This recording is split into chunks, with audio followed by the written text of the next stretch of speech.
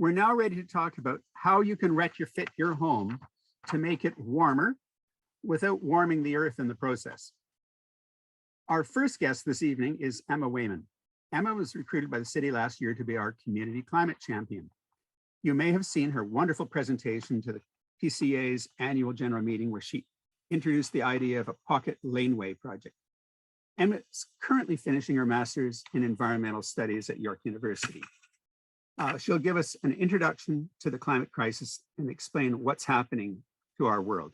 Welcome, Emma. Thank you, David. I'm just going to try and share my screen here. Okay. All right. Can everybody see that? Maybe give me a thumbs up. Okay, cool. And slideshow. Okay. Perfect. All right. So hello, everyone. As David said, my name is Emma. And for the last several months, I've had the wonderful opportunity to work with David of the Pocket Change Project and learn all about some of the amazing initiatives going on here in the neighborhood.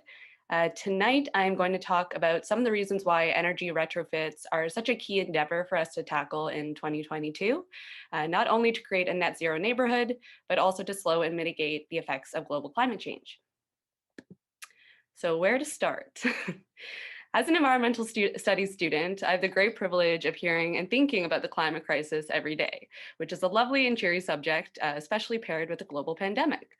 As such, I'm quite familiar with how overwhelming it can be to try to figure out the best ways to reduce your carbon footprint and live more sustainably. Whether it be through the transportation you take, the food you buy or grow, where you buy your clothing, the companies you support, or the energy that you use, there are tons of issues to address and not the greatest window of time to accomplish it all. So you might ask, why focus on energy?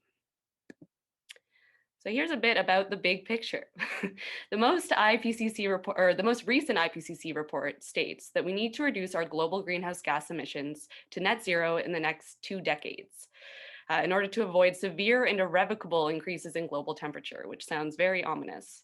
The impact of global warming is already becoming increasingly apparent and closer to home, as I'm sure a lot of us witnessed this past summer with all of the wildfire smoke, as well as the flooding and heat waves in BC. It's all very apparent and it's increasing every day. So there's a bit of urgency there in our need to act. When we look at our global emissions, energy, through its production and use, accounts for over 2/3 of global greenhouse gas emissions. And that's a lot. Therefore, energy needs to be at the top of our to-do list in order to meet our climate goals.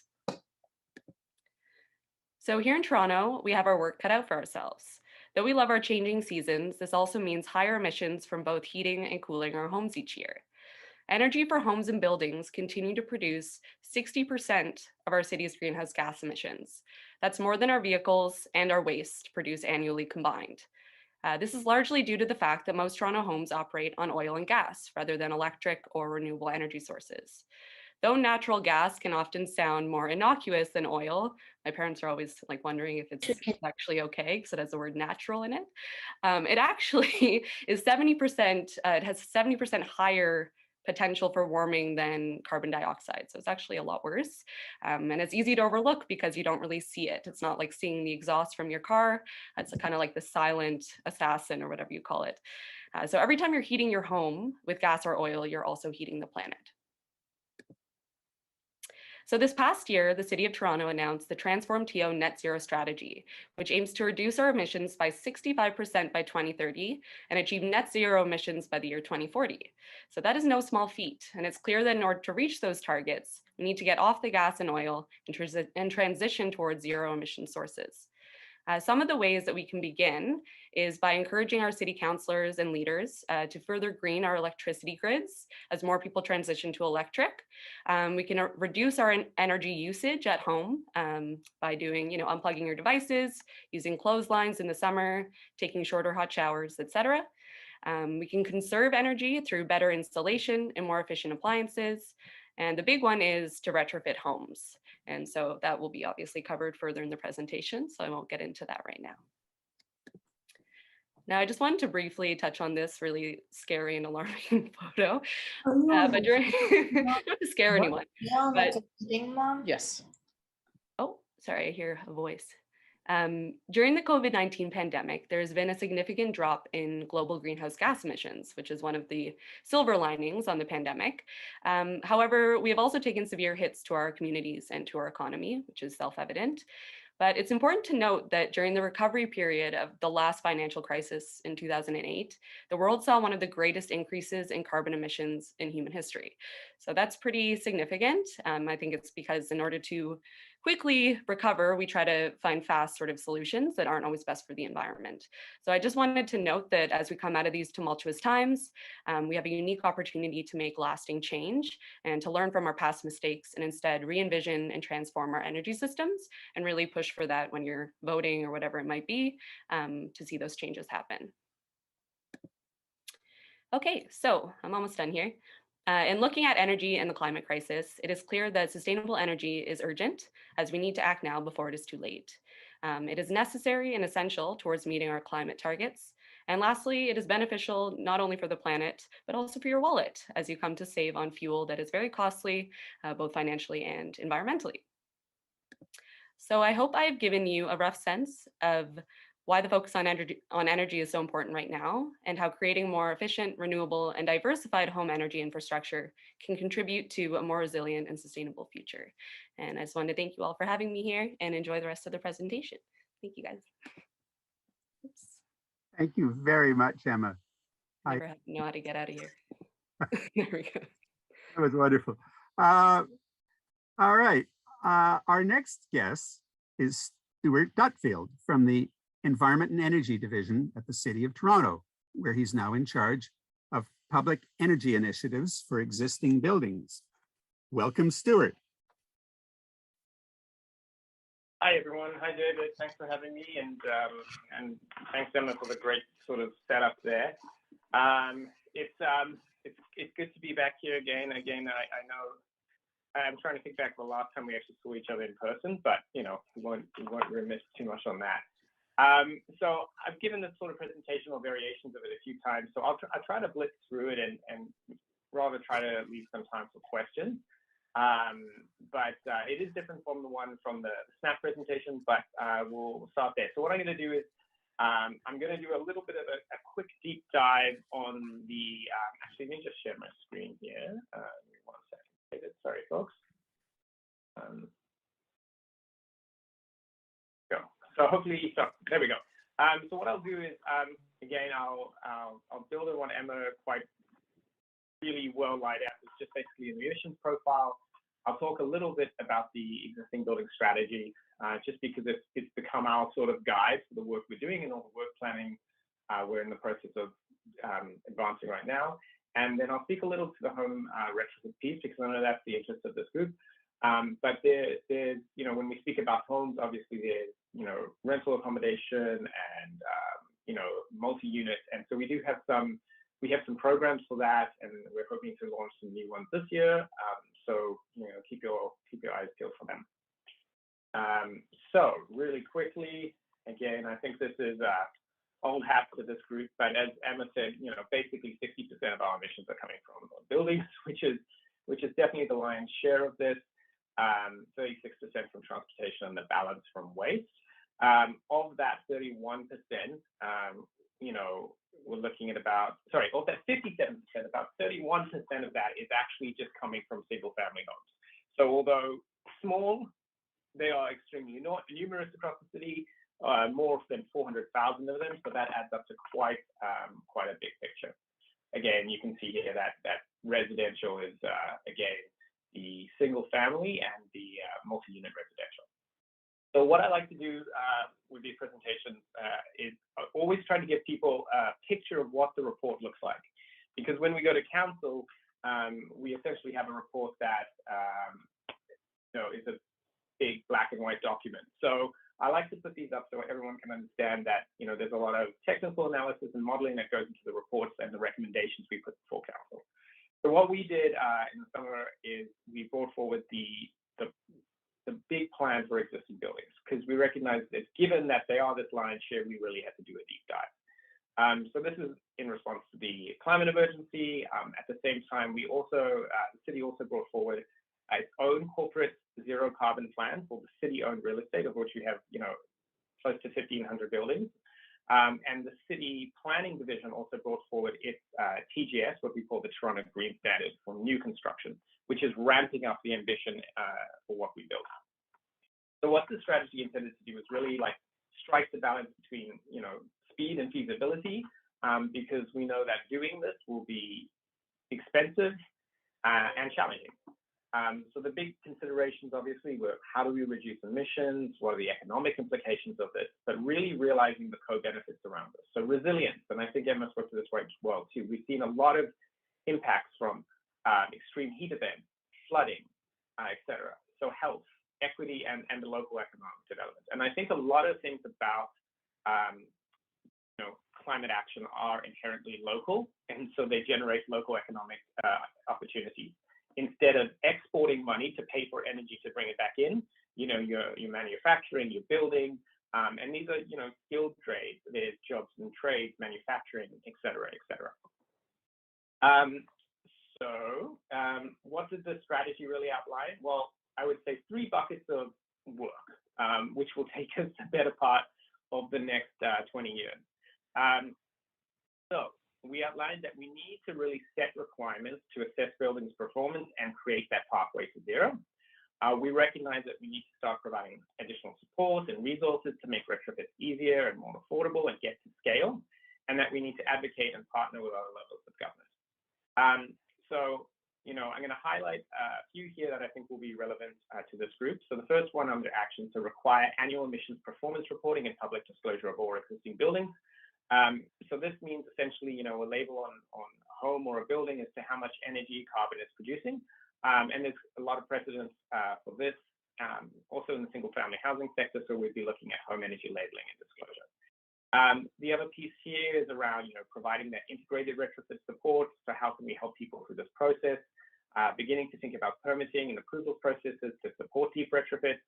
And again, I think the incredible work this group has been doing with the neighbors in the pocket and others that we've connected with over the last year and a bit, there's this groundswell of neighborhood and community-led efforts to really advance some practical, pragmatic projects in the home and the building sector.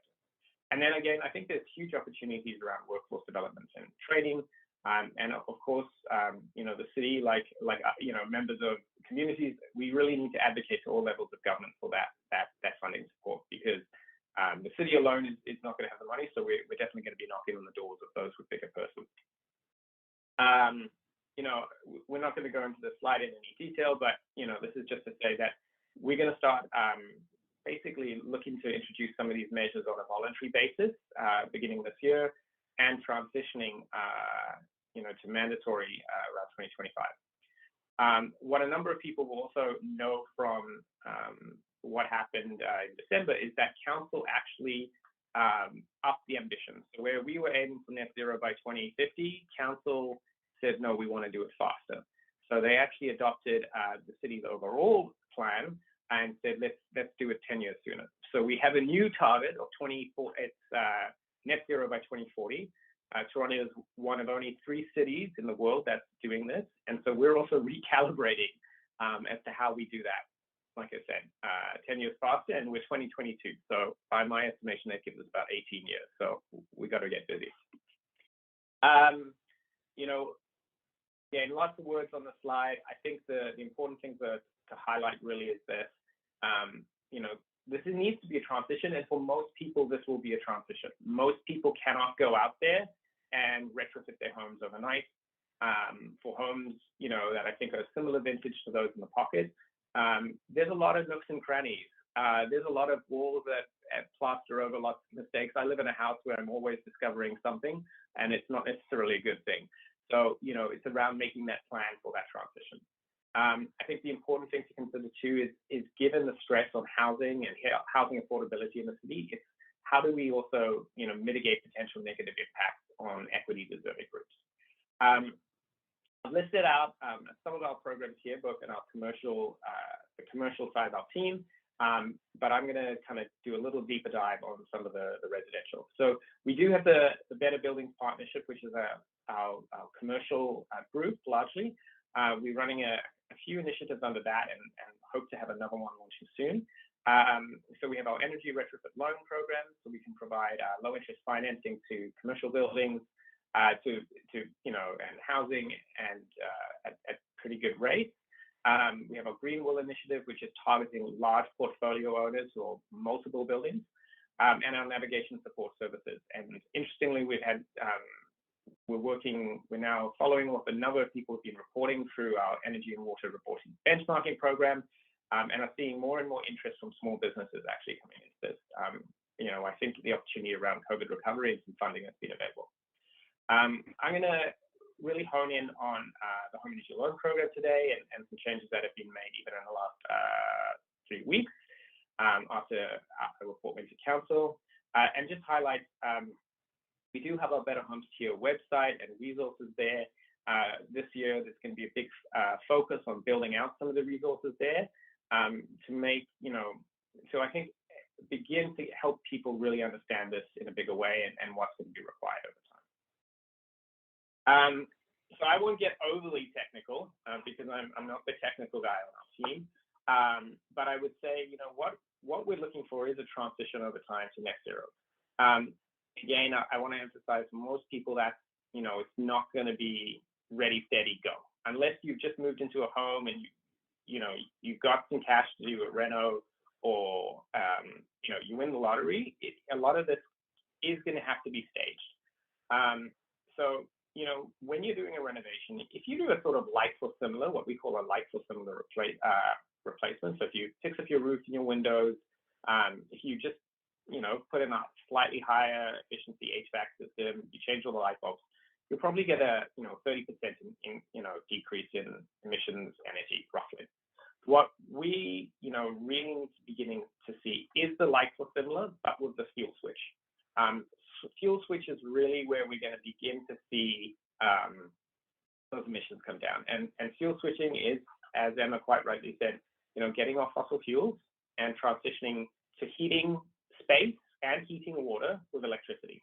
And there's some, we've got some great resources. We had a webinar the end of last year that was really good with a guy just outside of the pocket actually, who did it in his home.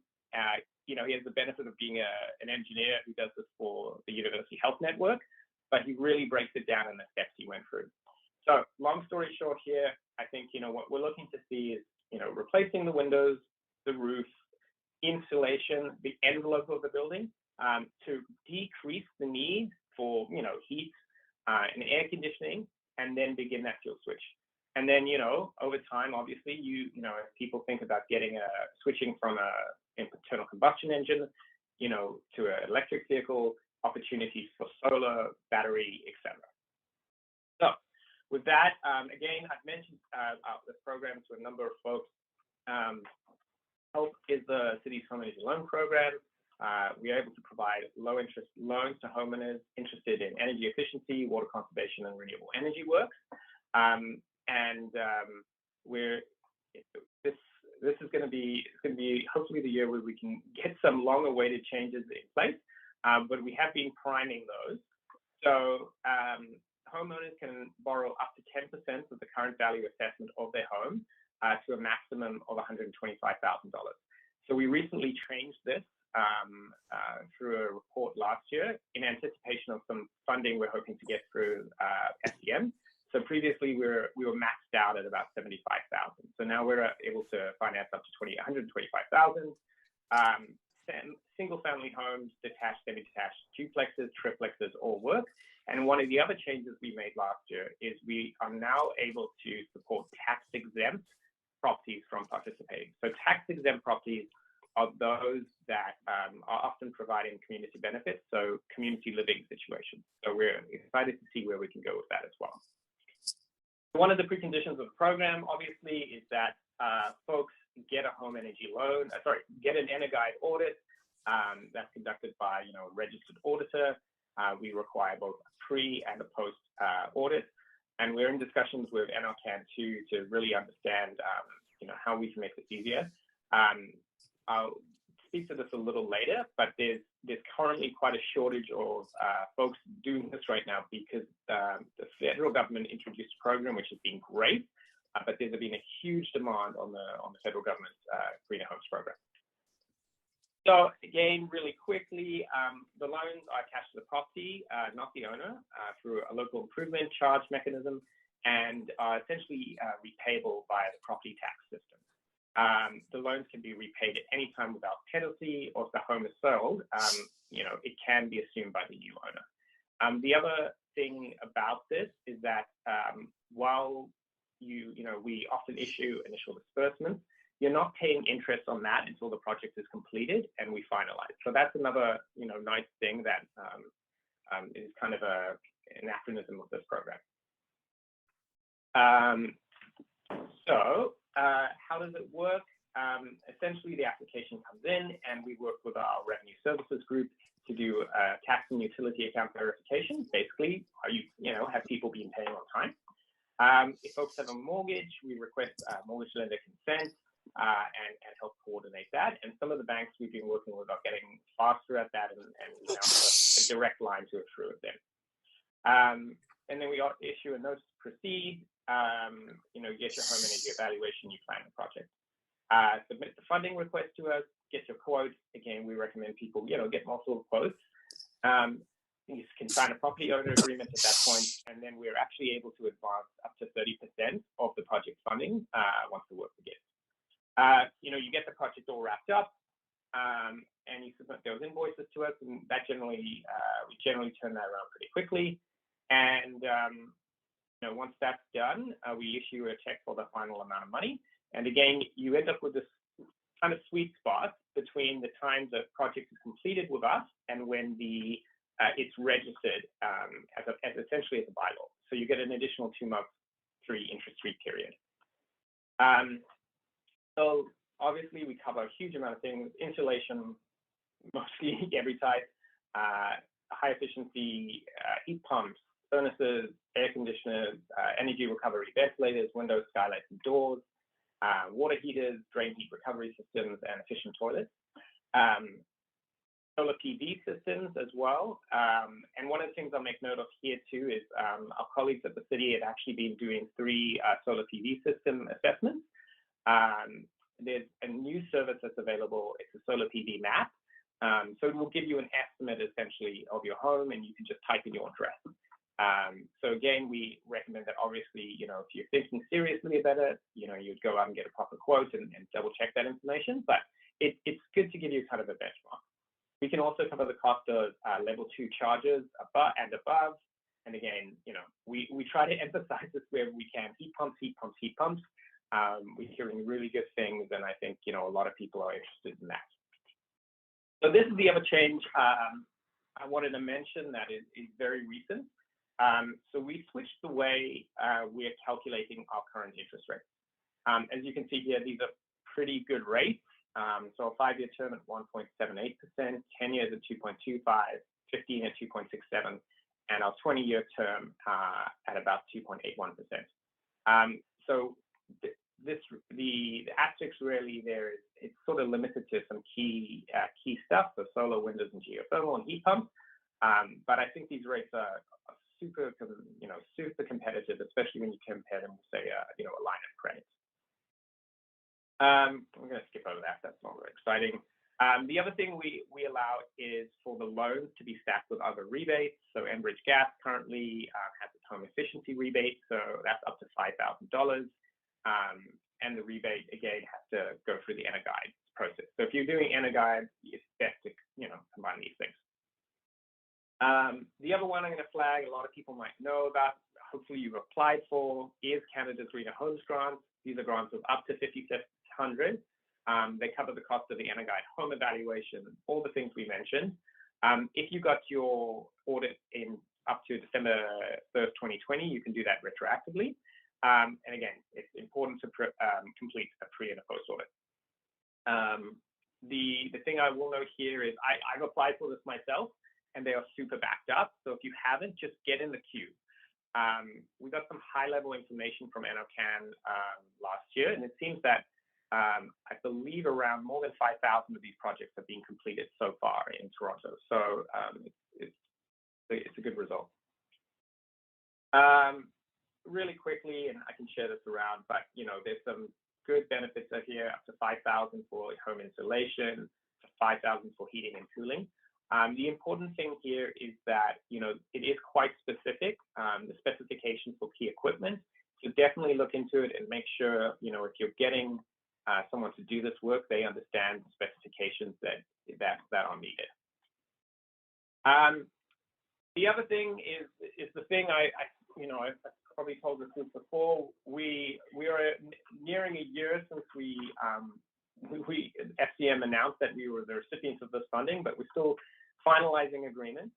So we were awarded funding from the third iteration of Canadian municipalities to build out health and offer enhancements to the program, which we are working on.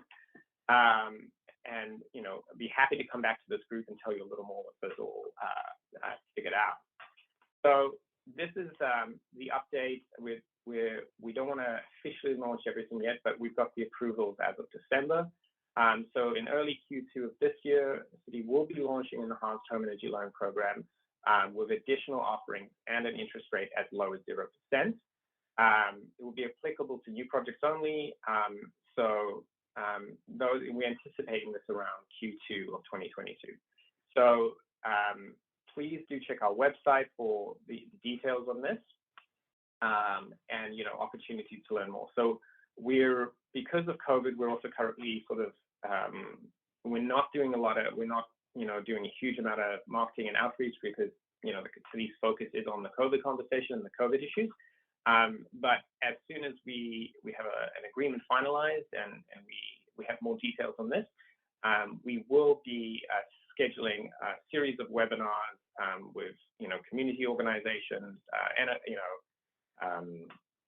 energy auditors, et cetera, to really get the word out in their program. And I think this is a group we'd love to come back to. I am going to leave it there, and I'll just say thank you very much for having me once again. And I really appreciate all the great work the Pocket Change Committee are doing, and look forward to seeing what's happening next. Thanks, everyone. Well, thank you, Stuart. That was wonderful. 1,000 questions. And we'll come to those soon, those questions. Our final panelist for the evening is Sarah Grant from Goldfinch Energy. Sarah serves as Retrofit Advisor for our Pocket Change Makers, and she'll explain what that means. Welcome, Sarah. Thank you. Share screen.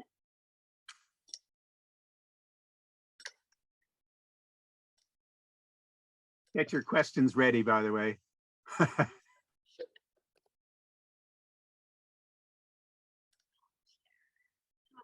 Sorry about that. I shared it in the wrong format after all that.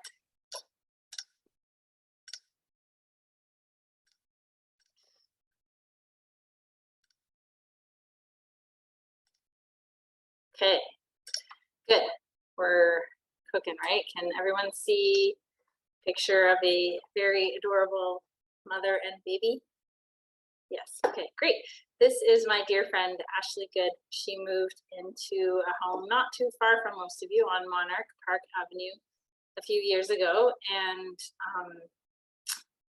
their air conditioner broke the first summer that they lived there, and they chose to go for a heat pump instead of replacing it. So instead of going for like, as Stuart was saying, they opted for something that would reduce their home's reliance on fossil fuels, on that horrible misnamed fossil fuel called natural gas. And I wanted to start with that just to emphasize that we've heard a lot about the importance of retrofitting and how it fits into broader climate action and our homes in particular. And it's great to see everyone here and likely motivated to take climate action at home. And I also want to emphasize that when retrofitting your home, improving home comfort is something that goes hand in hand with retrofits. And I'm going to share a little bit more about the retrofit process, and particularly if you are interested in becoming a member of the Pocket Change Project and a change maker, as Lori and Michael are, and a few others on this call. And speak a little bit more about how that process can help reduce your home's greenhouse gas emissions. So I'm Sarah Grant. I am a energy advisor. I trained to become an energy advisor about 2 years ago, right at the beginning of the pandemic. Had a really fantastic opportunity to have a career shift and started a business with a friend of mine called Goldfinch Energy. And we saw the same thing that I think everyone here sees, that the city sees, which is that, we need to crack this tough nut of retrofitting our residential homes. And we want to make it easy, accessible, affordable, and successful. And I work alongside Paul, who probably many of you know as the friendly neighborhood retrofit coach, open for any and all questions, no questions too big or too small. And both of us believe in sort of practicing what we preach. So we're both in the process of various retrofits on our own homes. Before I talk a little, yep. Just on behalf of someone who has been with us from the beginning, she's wondering if you can make your slide full screen. It is not.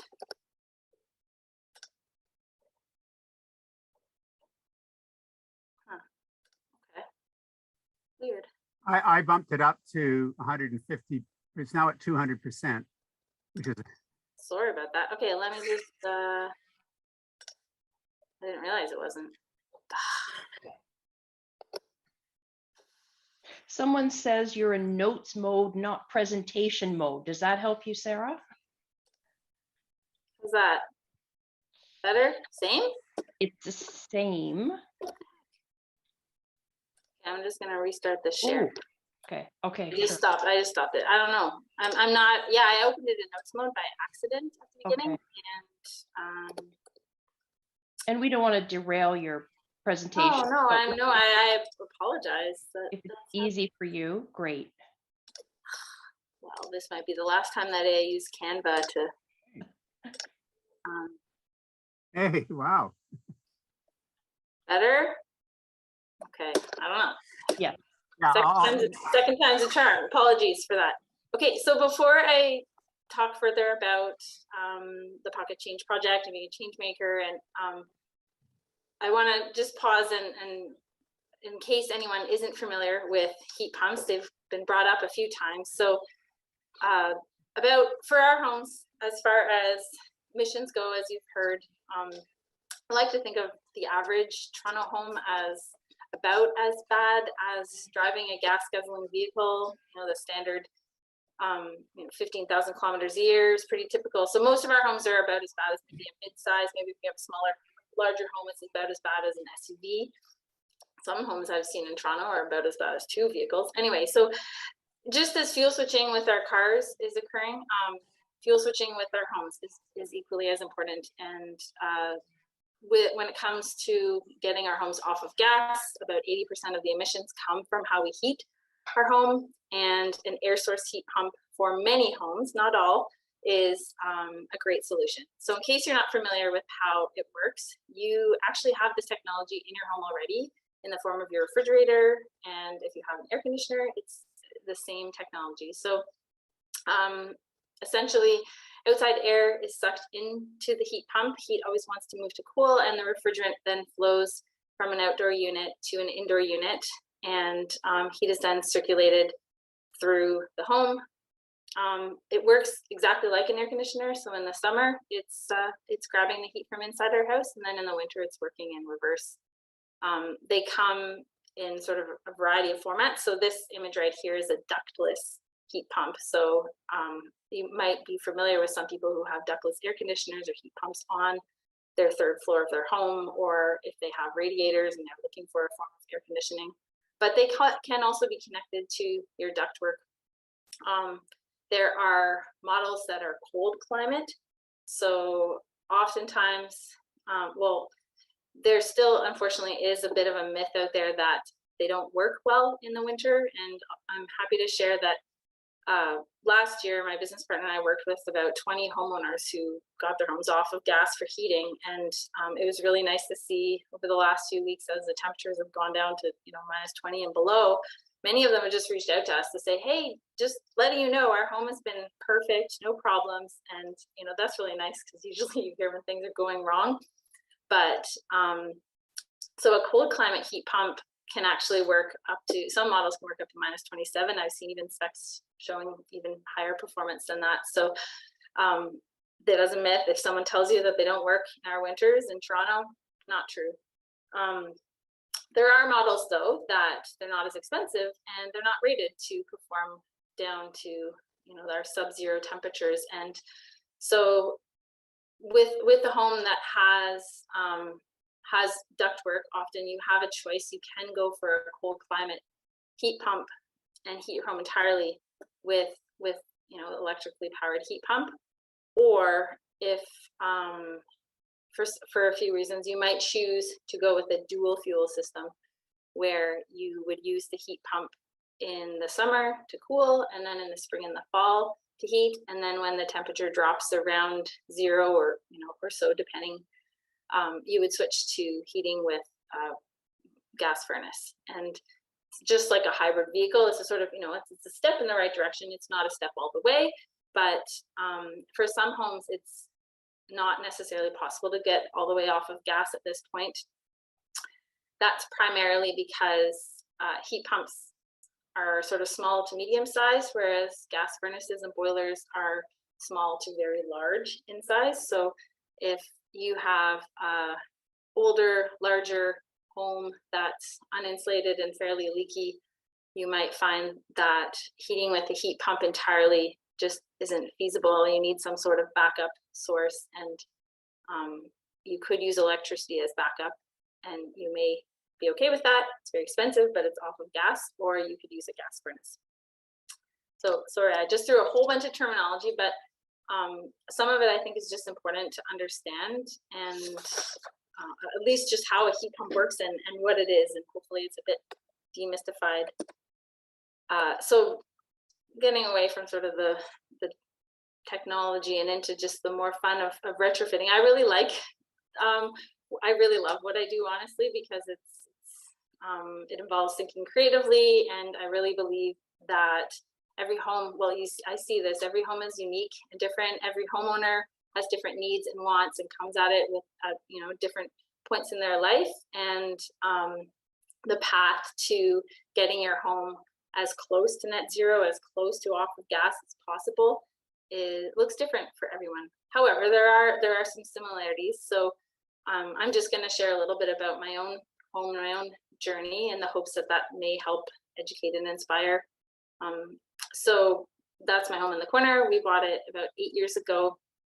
And at the time, the windows were the original 100-year-old, beautiful single pane windows that were not very comfortable. So we did replace most of them except for the 2 that have stained glass, and our cedar siding was rotting. So we got rid of that and got some vinyl siding. Didn't know any better, but we were lucky enough to have a contractor who talked us into adding 2 inches of insulation, which I feel very lucky now that I know what I do. And just last year, my husband and I decided this was going to be our forever home. We decided that we couldn't afford to move, although it would be nice to move closer to our kids' school. But with that not being possible, it opened up the potential for us to invest pretty heavily into getting our home off of gas and getting as close to net zero as possible. So we're kind of working in a funny order, but it's the order that works for us. Our roof needed to be redone, so we had to get it reshingled, and 2/3 of it is flat, so we added insulation. We also added insulation to the attic and got solar panels on. They're on. They're connected to the grid. Not yet. We're not yet getting credits from the city.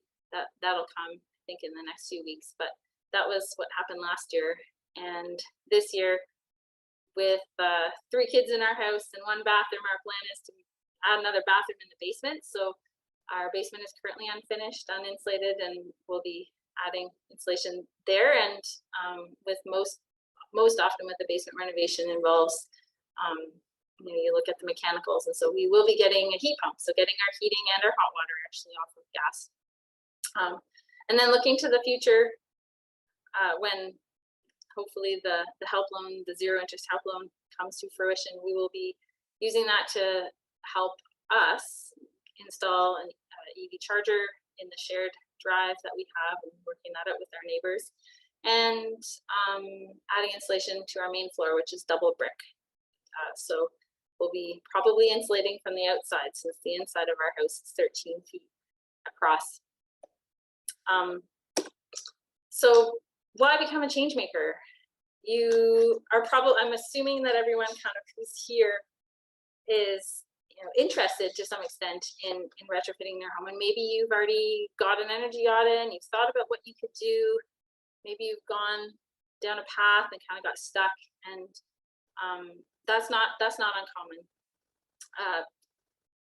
The pocket change project and becoming a change maker was something that was thought up in order to help get people all the way to as far as they want, as far as possible in their homes. And I think the primary reason to become a change maker is to work alongside other people. So this is Michael and Lori, and it's been amazing to work with them. And every time I go to the pocket change meetings, I see people sitting around the table, sharing what they're doing, asking each other questions. And there's no better sort of teacher than your own peers who are working and working on these problems together. So that, I would say, that's the number one reason. The other is to access the retrofit coordination service, which is the service that Paul Devset and myself provide to the change makers. It's a reduced rate, and you get a generous amount of both of our time and expertise and support to help you along the way. And I want to highlight that I think this sort of service is really important, and ideally would be provided to everyone free of charge, readily accessible, because and I'm sure, Stuart, you've seen this too across the city. When you look at people who have been able to retrofit their homes, it's people who have expertise. So I think he mentioned the person that they talked about was an engineer. I've seen a former HVAC installer. He's done a great job with his house, but he had knowledge that none of us necessarily have.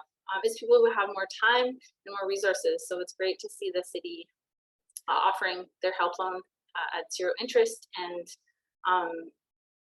but yeah, to address the time and the expertise piece, the coordination service is here to help you and make sure that you don't get stuck and you get a plan that works. So Michael and Lori, I hope you're okay with this. I think so. Good. I just stopped by this afternoon to say hi, and figured that it actually might also help to understand the journey that a change maker is on.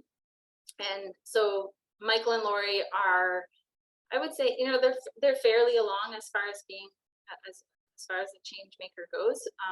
They got their audit last year, and then quickly, once the project launched, worked with Paul and I to get their retrofit roadmap worked out. And I'll go into a little bit more about what that is on the next slide. But essentially, it's a plan to help. It's their plan of action as far as retrofitting their home. They've started, so their plan involves solar panels, and they've started with that. They've kind of completed step 1 of 10 to get those panels on their roof and connected and generating credits. They are seeking out quotes, and we're helping them with this to add 6 inches of insulation to the outside of their home and replace a good portion of their windows and add an air barrier, which all of that will make their home incredibly comfortable and efficient, and really reduce their emissions. And then they'll be able to install a heat pump that's a lot smaller than what they would otherwise have to install if they didn't do that insulation and air barrier and window work. So the retrofit process itself is 5 steps, I suppose. So step 1, you may have already started. It involves getting an energy audit, and this is a really great first step. Even if you aren't planning to become a change maker, as Stuart mentioned, you know, you need an audit to qualify for the help loan, to access the rebates, whether that's from the Enbridge home efficiency program or from the Greener Homes program. And yes, energy advisors are really booked up and busy, and applying to book an audit online through the Greener Homes program. Maybe I'll get in trouble for saying this, but I don't think you should apply and sit back and wait to be contacted. If you want an energy audit, do your own research, register for the Greener Homes program, do your own research, and find an advisor that you want to hire, and reach out to them directly to book, because part of the problem with the backlog is that there's just some glitches as far as, or maybe not glitches, it can take a while for the request to go from the Greener Homes program to the organization to the energy advisor. So you don't want to wait, just you know, kind of do two at once. The retrofit roadmap is something that Paul and I offer which really complements the audit. So the energy audit, as I said, it gets you set up to qualify for rebates and financing, and gives you an initial idea of where your home's losing heat. Maybe you'll get an idea of, you know, some of the low-hanging fruit that you might need to do, whether that's adding insulation to your attic or air sealing. But the roadmap itself is something that, with my company, with Goldfinch Energy, we started offering these because we saw that people needed help, needed more of an action plan that helped them look at the scenarios, whether that's, you know, can I get a heat pump? What if my furnace dies tomorrow? What does that look like? Or if I do have some time, you know, what can I do? And it's a customized report that really caters to, you know, I've worked with some people that really want to go passive house level, like really intense with insulation and air sealing, and then others who don't necessarily have the financial means to do all that, and they want to look at you know, high impact, low cost endeavors, but also want to be ready for if and when their furnace dies. So it's a very helpful process, as well as a report that leaves you with a scope as far as the steps that you could take on your house. And then the installation support is something that Paul and I also offer. Again, we've seen, you know, I saw this in the early days with Goldfinch Energy. We started offering people roadmaps and got people all excited to switch to heat pumps, for example, and then left them on their own, and then saw with heat pumps that they ended up getting talked out of them, or they ended up getting sold pieces of equipment that they didn't need, or recommended that they install certain items that didn't really fit with their house. And so the installation support is something that Paul and I offer to help make sure that your plan gets translated into action. You know, because if you are installing a heat pump, particularly, or adding insulation to the outside of your house, to the exterior, those are two things that aren't as common, unfortunately, and so do require a little bit more oversight and attention to detail and care and selection of the right contractors who are familiar and understand the work, and so that's why the installation support is there. Support accessing the rebates and financing, that kind of goes hand in hand with getting the energy audit. In theory, any energy advisor that you hire, though, should also be able to help you. I mean, that's our job, is to get you those rebates. So but the financing is a bonus. I think that's not something that an energy advisor typically would provide. And then becoming a change maker means that there are people, Michael on this call is one of them, who help. They collect baseline data on your emissions, your energy, your utility bills, and then track this, and you know, both for your benefit, but also to help others learn from the process and the experience.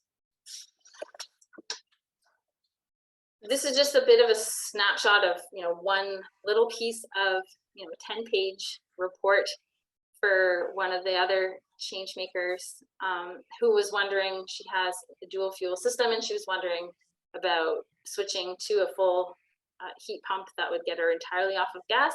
She was also wondering about insulating her main floor, which is double brick walls, and the report also broke down, you know, what that would like entail, and you know, if she decided to go ahead with them, she'd have something she could take to contractors. But you know, this sort of idea is just to give you an idea of what kind of questions and information is available to help you decide what the best course of action may be for your home, whether that's now or in the future. I'm almost done, and then I'll leave it for questions. So there are a few things that I just want to share for anyone who is thinking about retrofitting their home. I really believe that it's so important to learn from others. That's how I've seen people get inspired. I've been on many webinars where people come on and they talk about what they've done in their home, and it sparks like inspiration and ideas, and then other people start to do things. And you know, it wasn't, if no one was talking about heat pumps, I think no one would know about them. So you know, I think that's why the Pocket Change project is amazing, because it is, you know, it's conversations, it's shining a light on this, and it's a group of people who are doing it. Not everyone can afford to do everything right at once, right? So there's some practicalities, and when your heating or air conditioner needs to be replaced, it's such a shame if you end up getting stuck with another gas furnace or an air conditioner. Those are the prime opportunities to get off of gas, and it is possible. I just worked with a lovely couple down the street.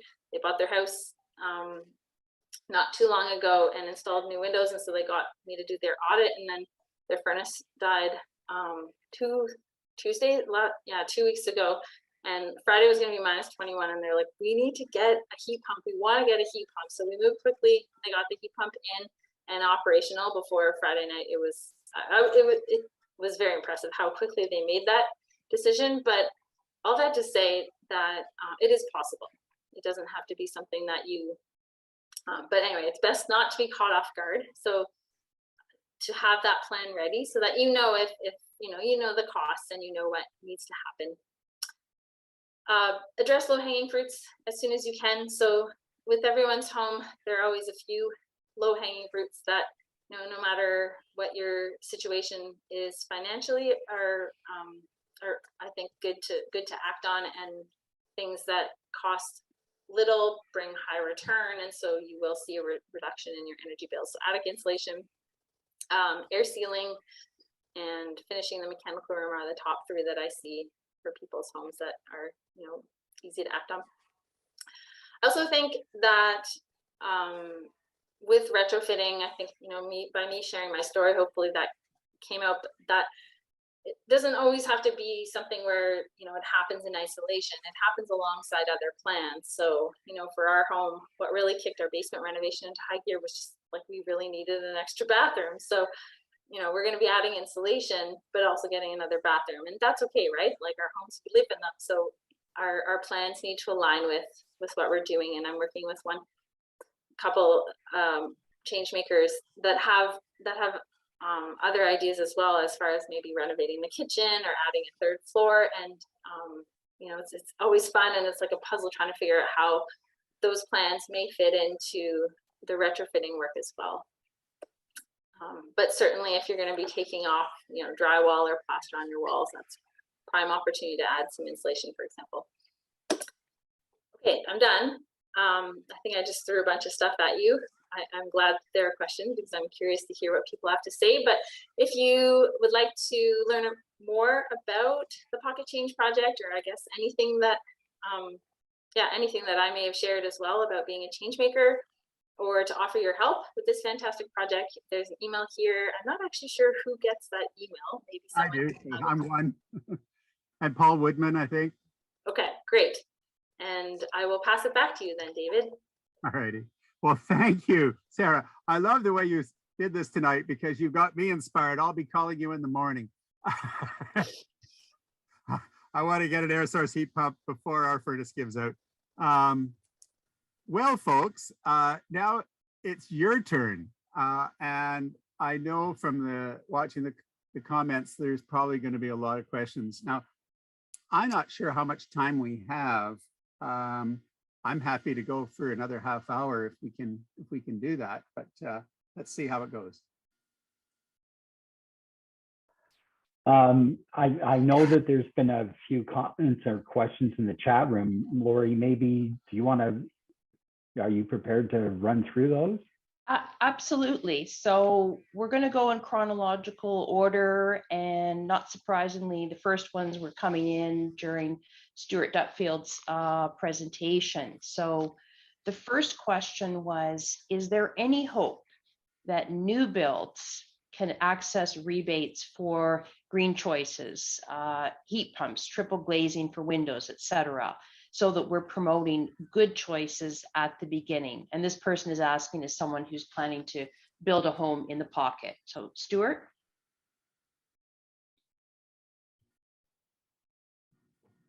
Are you available, Stuart? There, okay. Oh, sorry, double muted. Okay. Amateur mode.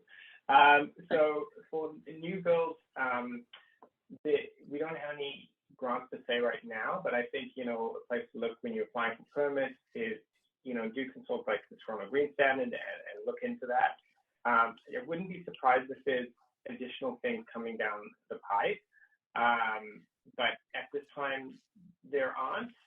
But the benefit of kind of starting from scratch in some ways is that, there may be some cost savings in some ways, as opposed to retrofitting where with it can be sometimes more, more challenging. And you discover things under the hood, as Sarah has alluded to and others have discovered, that can make things, expensive.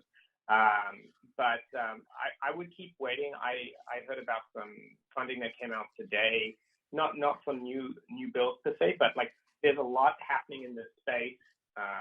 There's, again, been a number of announcements for funding for climate initiatives or climate projects. So just keep your eyes open. That would be my advice. Okay, thanks, Stuart. And before you go anywhere, another question for you. What alternative renewable energy sources does the City of Toronto see for existing buildings to replace gas? And part two of that, is geothermal in the mix, and what would be the approach in that case? And I know one of your slides did touch on geothermal, so maybe that's a question of expanding on something that you said earlier. So I think in terms of in terms of the, I think one of the most visible obviously is solar, and it's a great option. It really depends on the application, right? So I would say for existing homes, solar is probably just make sure I'm getting the question wrong. What else is the city for existing homes? So I think it's the energy sources. What we want is clean energy. So we want electricity, right? So if you're drawing off the grid, unfortunately the grid is getting dirtier, but on average, the grid in Ontario is still significantly cleaner than provinces across the country. So I think what we need to do is, again, as Sarah was saying, to fuel switch. So you want to get off a natural gas or oil, and there's not a lot of oil left, but move away from that. And then the heat pump is really is an incredible technology. It's like a magic little box. Like it is a magic box. So if you're not ready, however, to power that or the energy source for that, you're not ready to go solar just yet. You can get that connected. One of the considerations sometimes is you might need to upgrade the service of your home, but that's not always the case. But again, you want to make sure you get an electrician or a renovator who understands that and advises you correctly. The house I'm in, they didn't do that. When we moved in, there were live wires everywhere. The inspector was like, just don't touch the ceiling, basically, and don't let your kids touch any pipe, right? So I think it's just really important. Again, if you're going to spend money on this, go for someone reputable, get your quotes. So I think, again, for homes, my perspective is solar is probably the most viable. Geothermal may work really well if you are starting a home from the scratch and you have land that you can get a geothermal well into. Geothermal also might work well on big new construction projects that you could also link together in some sort of district energy system. To connect a whole bunch of homes together, that's complicated, right? Because you get all those homeowners to agree. You need, often there's, companies that build these energy service contracts. It's a little more complicated. So I'd say if it's for a single family home, solar is probably your best bet. But, again, geothermal is great technology. you need the land and the space, and it could work really well for some big applications. Sarah, you may have some thoughts on that too. That's just again, with a view to the sort of single family space. That's kind of what I'm thinking. Yeah, related to the question around renewables. That's the one I was thinking. Yeah, I mean, I have seen like 2 homes that have little wind turbines. I haven't met the homeowners though, so I don't know anything about costs and return. But yeah, I mean, I have solar panels on my roof, so I'm obviously biased. But if you're going to stay in your home long term, at least 10 years, there's likely, and you have a reasonable size roof. It doesn't have to be huge, by the way. Like my home is,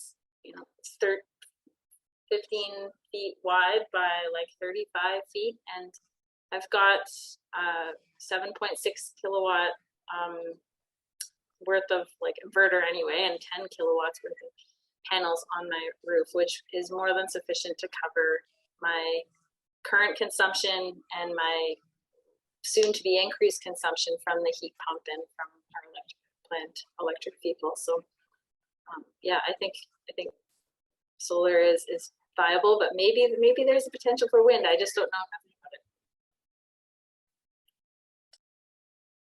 Okay, thank you both, Stuart, in particular for your detailed response, and Sarah for adding to that. Very straightforward question, which I know was one that came up when Stuart was speaking. How is the value of a person's home assessed? Because there was that reference to up to, I think it was 10%. So Stuart, thank you.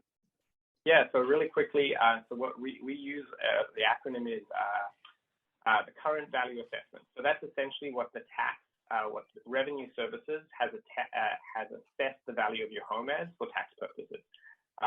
And so, what we do is that they're assessed, relatively regularly. So when you would apply, you'd give us your address, you'd give us your tax roll number, which would come on one of your bills, and we'd send that in, and then our revenue services department would give us a bill. So say, for instance, a really easy way of doing this is if it came back as $750,000 as the assessed value of your home, you could take out $75,000 in a loan, so that's 10%. But now we can go higher, so up to that $125,000. But that process is really quick in terms of us checking that when folks apply. Okay, thanks, Stuart. And I also remember a slide where there was a reference to 0% interest loans. This person is asking what would qualify you for a 0% interest loan versus a rebate higher than that. Yeah, so I guess the simple way, so where we're at right now is that we're hoping to have some rebates available through the city, and obviously people can also get the rebates through the feds, etc.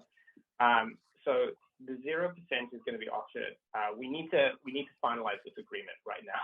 So once we've secured that money, then we can use that pot of money that's loaned to us to loan to others, and that's gonna be at 0%. So if people really have a pressing project to move forward, you could move forward with it, and if you had applied to help, we would put you on the plan that does have an interest rate. So basically what we're trying to figure out too is the challenge to mix pots of money, right? And we need it to be clean. So we basically, it's going to be very difficult for us to refinance projects that have already gone through the help process. Okay, fair enough. Sarah Grant actually asked this question, although it was a question that I had as well. Stuart, how are you defining projects that have not yet begun? For example, does it mean windows that haven't been installed, or the deposit hasn't been paid, or at some other point in the process? Yeah, and what I can do too is I can get some further clarification on the team for this. But what we're trying to say, so is if the project has started through help and we've provided money, that's really what we're classifying as kind of started. It's where we've issued money through an existing pool of money we have. And I can get the team is actually kind of currently working on some of the specifics around the language. So you know, we can follow up with you guys on that if you want.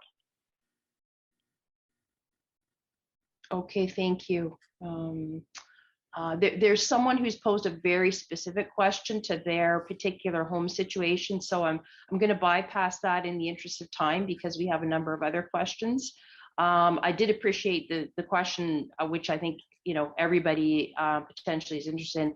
You know, where do we get questions about retrofits addressed? And as Marco kindly said, the Pocket Change Project has such a person. That's our retrofit coach, Paul Dowsett. For those of you who don't know, he is an architect, a very experienced one at that, whose firm has revolved around sustainable buildings. So Marco also provided a link to reach our retrofit coach. You know, in a nutshell, people can ask a few questions here and there about their specific situation or generalities, and there's no charge for that. But if people want to dig deeper, then the hope is that they will work with Paul and Sarah as change makers and at least get an audit and a roadmap done. And there are charges depending on the level of support that you would like. Sarah, would you like to, yes, okay, chime in. I just wanted to say too, if you're not really sure if you want to become a change maker, but you think that you would like to get some work done, an energy audit is also a good first step, because as Stuart mentioned, if you do the work and qualify for a rebate from the Greener Homes program, then the bulk of the cost of the audit is covered as well. So make sure you hire an energy advisor. This is not a plug for me, but hire an energy advisor that's going to take the time though in your house, and not just come in and out in half an hour to an hour, but is willing to talk with you, because it is an opportunity to get some advice and some recommendations. So if you want a list of names, I can provide that. I also recognize there's a conflict of interest, but I'm really busy too, so I'm happy to share the work around. But also, I love working in the Pocket and live in the East End, so if you want to hire me, like, that's okay too. I just feel uncomfortable that there's a conflict of interest, so I have to share that. Yeah. So Sarah's very about being transparent. So at every step of the way, she says, now, you know, I recognize that blah, blah, blah. And so Michael and I, as change makers who've worked with her, we always feel that the transparency is there. And we never feel pressured, you know, to go with Sarah's firm or, you know, someone that she's particularly familiar with if we have different ideas. Now, here's a really good question. It might be coming from someone who doesn't live in the Pocket. She's wondering that if you want to be a change maker, do you need to live in the Pocket?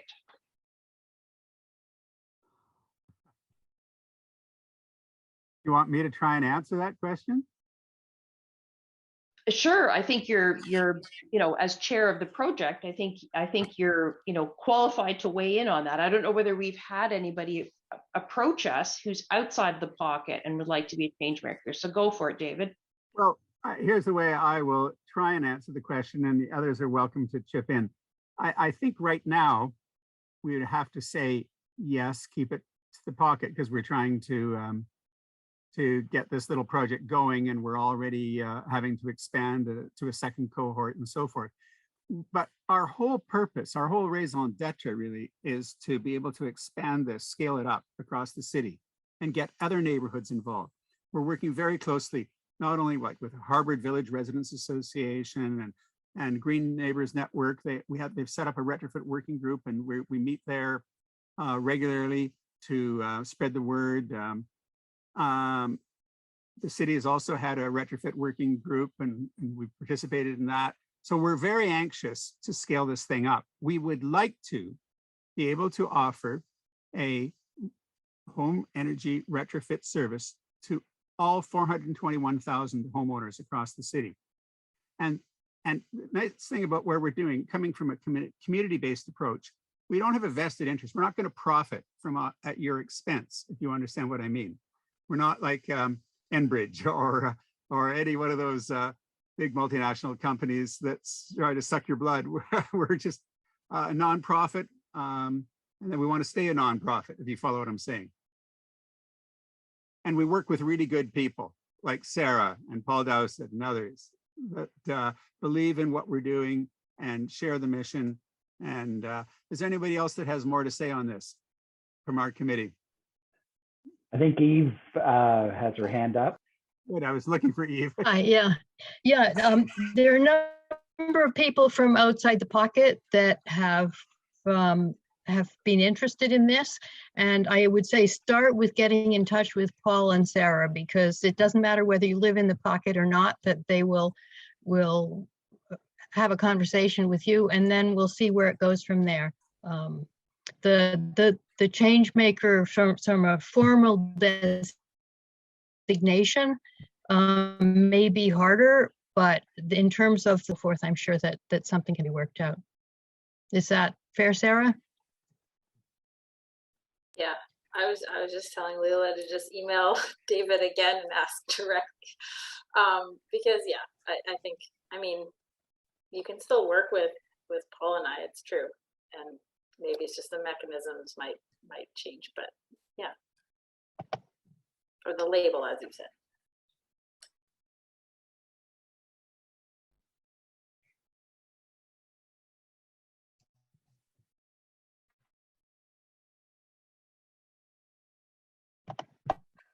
I don't see any other questions in the chat.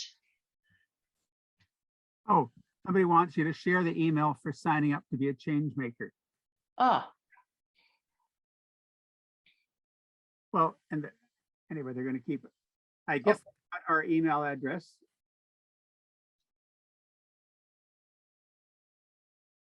pocketchange@thepocket.ca. Otherwise, look at our website. We've got a great website. It's getting better every day. Thanks to Marco there. Should we then, I think if we're done for the evening, I can say thank you to all our presenters tonight. Thank you to all of you who participated. I've found this a very rich experience. I've learned so much, and I really appreciate you all. So thank you very, very much for coming, and we keep in touch. Thanks, everyone. And David will be sure to be in touch with the Pocket once we finally get some agreement signed, and we'll let you know. Wonderful. Thank you. thank you so much, Thanks, everyone. and presenters. Bye, Much everyone. appreciated. Good evening. Good evening.